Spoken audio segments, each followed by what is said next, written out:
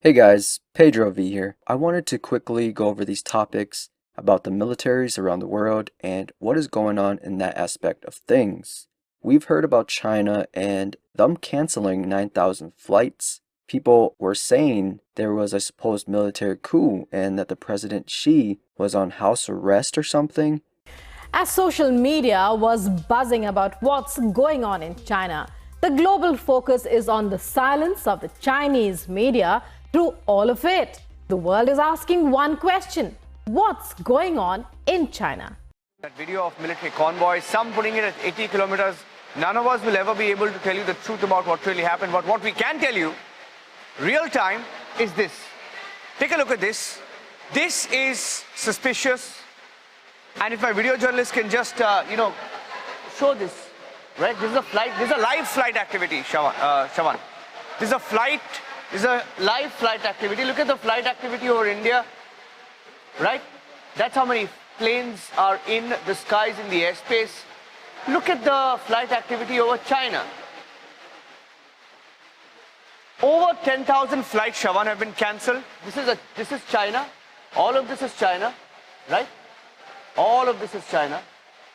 All of this, and there is no aerial activity over China, not much. A few flights, handful of flights, but nothing outside of that. Now, they also put articles out saying that wasn't true. However, them canceling 9,000 flights were true.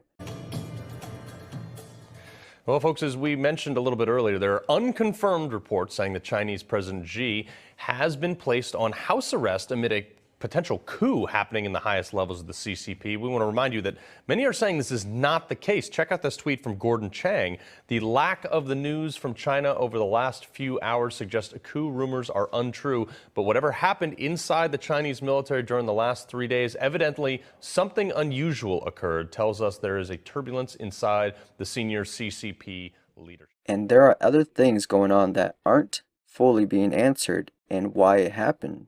Now, on Sunday, a fire broke out at the world's biggest produce market in Paris. Footage from the scene shows a tower of dark smoke billowing high into the air in the French capital.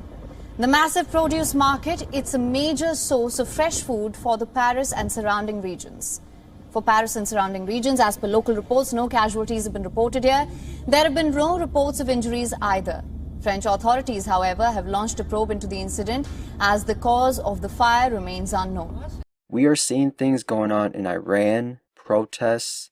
As deadly protests continue really all over the country, he accused the United States of trying to weaken Iran's stability by supporting protesters' rights. This demonstration yesterday in northeastern Iran, people chanting, "Fight us, we are all united." Nationwide, demonstrations breaking out after the so-called morality police there arrested a 22-year-old woman who later died in their custody. Her name, Masa Amini. Police say they arrested her because all of her hair was not covered. Iranian officials say she died of a heart attack, but her family says that is not true. We are seeing things going on in Germany.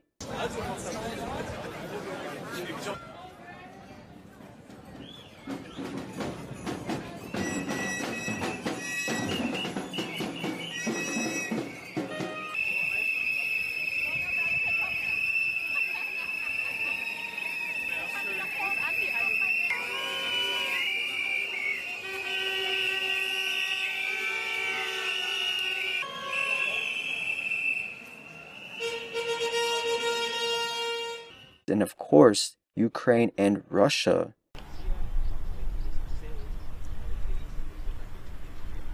There have been 3 incidents of the leakage from gas pipes, one from the Nord Stream 2 and 2 from the Nord Stream 1. And it's a very rare thing that would happen, such a leakage. And the fact that we have 3 of them in 24 hours, that's extremely unusual. So, it's definitely something that begs the question, is this actually sabotage or some kind of hybrid warfare that we are witnessing here? Because it's very, very unusual. And also, I will point out that it happens on the same day that another pipeline, the Baltic pipe, is opening and running through the same area. And it's providing gas from Norway to Poland. So that's actually one of the tools that Europe is planning on using to sort of reduce the independence on Russian gas. If this is sabotage and it is an example of what we call hybrid warfare, then the difficulty is always the attribution, right? It's very hard to pinpoint exactly who did it and why. And we always get a myriad of different explanations circulating on social media and things like that. So, but I think if we look at who would actually benefit from disturbances, more chaos on the gas market in Europe, I think there's basically only one actor right now that actually benefits from more uncertainty, and that is Russia. Russia that is using gas exactly as a pressure point to sort of put pressure on Europe to essentially give up the support for Ukraine in the Ukraine war. And what is really going on with Putin? Now, it wasn't long ago where there was an assassination attempt on him. So I think some of the comments that he's not well, or that actually surely somebody's going to assassinate him or take him out, I think they're wishful thinking. For us as military professionals, we see a relatively stable regime in Russia. We see that President Putin has been able to quash any opposition. And then we see a hierarchy that is invested in President Putin.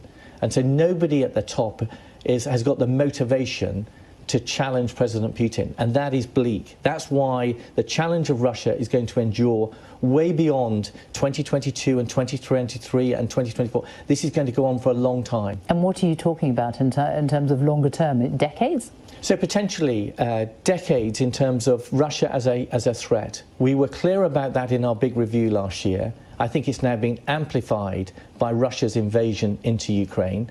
And then you're seeing the response. You're seeing the response by the international community, whether that's the G7. You're seeing the military response with the NATO summit. They're also talking about people fleeing the country because of the draft and mobilization. Suddenly, an exodus across Russia's borders. Social media now filled with images like these near the country's southern frontiers of vehicles backed up out of sight. Everyone is on the run from Russia, the male voice says. Endless cars, it's mind-boggling. Across Russia, there's a growing sense of alarm, even anger, at the call-up of reservists to fight in Ukraine. More than 1,300 protesters have already been detained, many of them women, terrified their husbands and sons will be killed. So there are a lot of things happening there which are turning pretty chaotic, that Putin is now inside this place which I believe has an underground bunker. The mansion was featured in a video investigation released by jailed Kremlin critic Alexei Navalny. The film, called Putin's Palace, went viral. Now, even the UK is having some tensions going on, and not just because of the factor with the Queen and her death, if she's even dead or has been dead for a while. Now, there was videos surfacing about UK troops on the streets.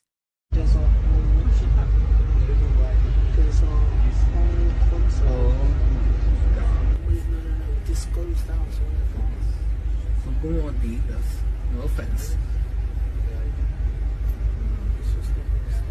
And I'm pretty sure this might have been from the Queen's funeral or related to that, but there's also talks about the UN troops and so much more things going on. Также располагает различными средствами поражения, а по отдельным компонентам и более современными, чем у стран НАТО. И при угрозе территориальной целостности нашей страны для защиты России и нашего народа мы, безусловно, используем все имеющиеся в нашем распоряжении средства. Это не блеф. There was even a headline saying, "Will Russia nuke London?" Perhaps London is falling has more subliminal meaning than just a movie. But there's also talks about their currency, that the pound is losing value, and much more talks of an economic collapse there.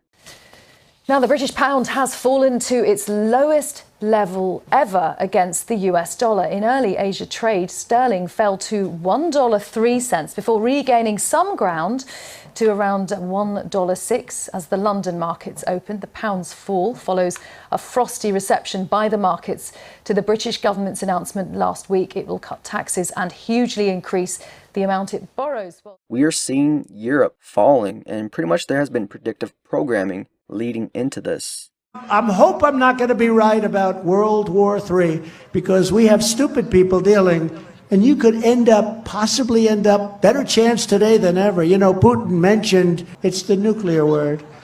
He mentioned the N-word yesterday, the nuclear word, not supposed to be mentioned. You could end up in World War III, and this will be a war like we've never had before. It won't even be close, because we're being run by stupid people. Even America has talks about their currency being changed, and I know they're trying to stall more time with the dollar. So there's a lot of things going on everywhere. Some Americans may already be feeling the effects of the Federal Reserve's fifth interest rate hike this year. The central bank raised its benchmark rate by 0.75 percentage point earlier this week. It's the latest attempt to get record high inflation under control. And some economic experts warn there may be more increases to come. And everyone is saying this is where World War III really does begin. And we've seen those talks ever since the Japan minister was assassinated a few months ago, and how Nancy Pelosi went and visited Taiwan, sparking that debate.